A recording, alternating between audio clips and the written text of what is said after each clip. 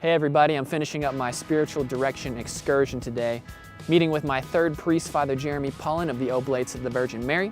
We're here in downtown Denver again at the Lenteri Center. It's a center designed specifically for spiritual direction. A lot of priests feel a little bit like Daniel walking into the lion's den today, but we're gonna do it anyways, so. Well, Father, thanks for meeting me here. As I mentioned, I've been on this journey meeting with different priests, trying to figure out if spiritual direction is for me, basically. So I'm really excited that you've decided to answer some of my questions today. I wanted to start off, by saying that I feel as though I have thoroughly prepared for this meeting.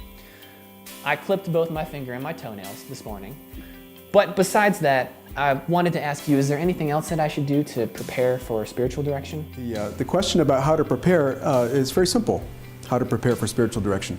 Pray and listen to the Lord and be alert for Him speaking to you at other times outside of prayer, because those are precisely the things that you'll bring to the spiritual direction to share with your director.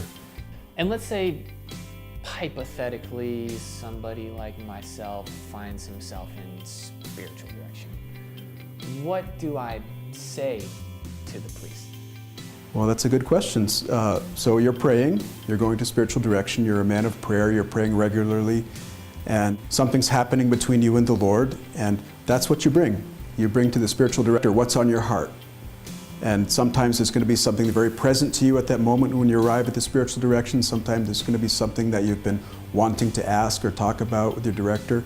But what's really most present to you as you go to see him in terms of your relationship with the Lord?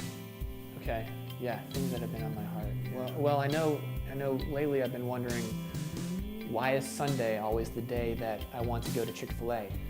And how do I properly decipher between a waning crescent and a waxing crescent? So things like that.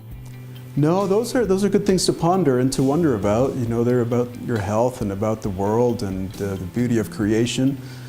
But things that have to do with your walk with the Lord, more precisely questions of vocation, questions of trying to listen better to the Lord. Lord, what are you asking of me? It makes a lot more sense than what seems to go on in my mind. I think that's all I got, Father.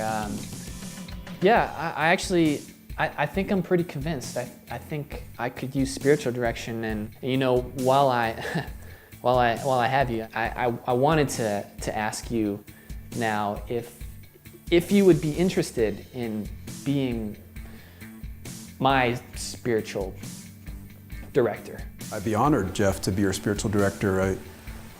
Unfortunately, there's one obstacle. It's that I live in Boston. Oh. And you live in Denver. You know, there's a long distance there, and I'd be happy to come once a month to see you regularly, or if you'd like to come to Boston, but I don't think it's going to work. Yeah, plane tickets, inflation. Yeah. Mm-hmm. And the MPD that might not be so supportive of that, you know? Here's my suggestion for you. Pray a little bit more about it. Ask the Lord, who should I ask next? Father Jeremy's not available. He's going to provide somebody for you.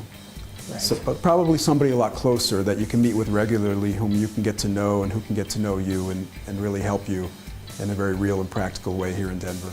Yeah, that makes a lot of sense, Father. I appreciate that. I appreciate all that you've shared with me today, and I'll definitely look into praying about and finding a spiritual director more local here.